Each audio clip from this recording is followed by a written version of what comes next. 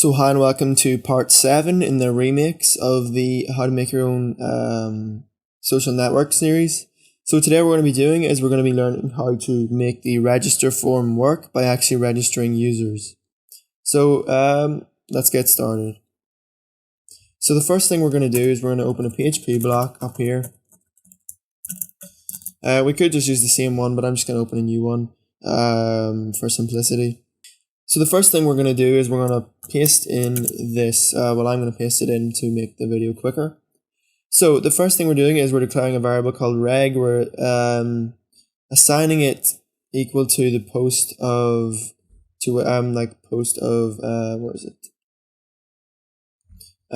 this. So we want to set this actually to reg. So we're getting so this basically means whenever this is posted, so whenever reg is posted, whenever the form is submitted, we assign the the data from the form equal to the reg variable. This @ just means that whenever for example, if I was to echo reg now before the form was submitted, we would get an undefined variable error. But now if we use the @ it gets rid of the error.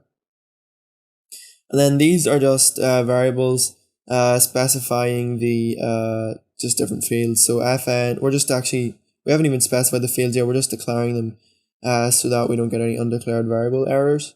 So now we're just going to paste in this, and I actually left out one. There's actually ucheck, which checks if the username exists, which is also just defining the variable now, or declaring the variable before we need it, so that way we don't get any errors when we want to use it. Now what we're doing here is we're assigning the variables equal to the field name. So for example, this is fname, and if we go down here, it corresponds to here, which is also fname.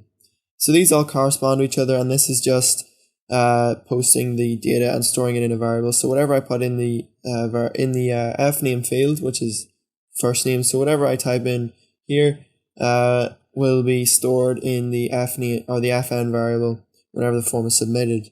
The strip tags just strips HTML tags and things, so that way it's just a form of security to prevent SQL injection into the database. There's a lot more we could do, but that's just a very simple method of security. The other @ signs are also just to prevent undeclared variable errors, because these are already being assigned regardless of whether the form has been submitted. So we want to surround them or we want to put an @ sign in front of them. The date or the d variable was declared up here as well, but it's not getting any data from the form. The d variable is just equal to the date function, and then it says year, month, day, which just means this is just the format at which the date will be sort of stored. So it gets the date from the server, stores it in this format, whatever format we tell it to in here, and it stores it in the d variable. So here's some more code we just pasted in. So what we're saying now is if reg, which means if the form is submitted, we want to run all the code in here. So what we're saying is if email 1 equals email 2, which means the two emails are equal, which the point of that is just to make sure someone doesn't type their email in wrong. We check twice. So we're checking if the emails are the same, which means the user hasn't typed it in wrong. Then what we're going to do is we're going to check if the user already exists in the database. So what we're doing is we're saying select username from users, where username equals un, which is the variable that stores the username. So for example, if I was to put in Francis into here and I clicked sign up, it would store Francis in the un variable, and then what it would say is select username from users, where username equals Francis. And then what it would say is if the number of rows returned doesn't equal 0 or equals 0, then that means we can sign up the user. If the number of rows returned doesn't equal 0, it means there's already one in the database called Francis. So there's already a username in the database, or a user whose username is Francis in the database. So we don't want to sign up two users with the same username, so we tell them they can't sign up. So then that's what this says. That's what this does. This says check equals 0. So what check is equal to is the masculine number of rows of this query. So if this query equals 0 rows, which means the username isn't taken, then we want to sign the user up. Then what we want to do is we want to check if all the fields have been filled in, which is all these fields here. So we're checking if first name and last name, etc., aren't 0. So it means if they're not null, Then we want to say, we also want to, or after we've checked whether they're null, so it means that they have been filled in, we want to check if the two passwords are the same. If the passwords are the same, we want to do another check which checks the maximum length of the username, first name and the last name to make sure it doesn't exceed 25 characters.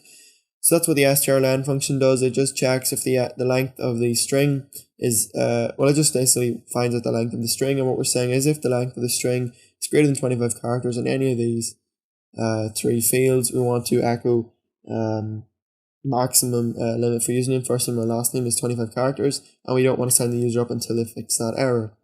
Okay, and then what we want to say is else. So if the username or the first name or the last name is less than 25 characters, we want to check the maximum length of the password does not exceed 25 characters and it's not less than 5 characters. So if it is either more than or less than, or if it's more than 25 characters or less than 5 characters, we want to stop the user from signing up and tell them that their password is too short or too long. And then if the password's okay, the username's okay, we want to encrypt the password with MD5. And then what we want to say is insert the user into the database. So we want to we want to say MySQL query equals insert into users, the values, and then the first one's blank because it's ID, and the ID is auto incremented, so we leave that blank because it automatically goes up by 1 every time the user registers. The second one's username, first name, last name, email, password, date they signed up, and active. And these all have to correspond to the fields in the database, like so. They all have to be in the same order as the fields in the database. And then what these these are just sort of the extra checks. So up here we're checking if the passwords match, and then down here we're saying if the we're just finishing off the query. So basically what we're saying is if the passwords match, do all this. And then if the passwords don't match, tell them they don't match and then stop them signing up. And that's the same for all of these. If they don't fill in all the fields, tell them that. If their username's taken, tell them that. If the emails don't match, tell them that. So let's try and sign up now with all this code already in. So let's just refresh.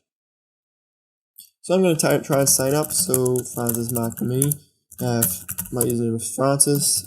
Whoops.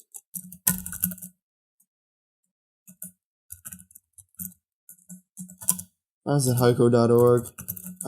highcode.org. I just set password for my password. And I'll click sign up. Okay, so it says please fill in all of the fields. So we've got a problem.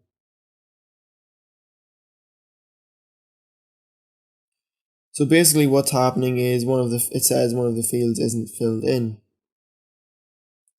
So the problem for that is probably there we have password. Both of these fields are called passwords, so we need to set that one equal to password 2, or we want to give the field the name of password 2, so that way the fields will. So that way it thinks all the fields have been filled in. So I'm just going to refresh and resend the data, and what should happen? Let's just try it again. Actually.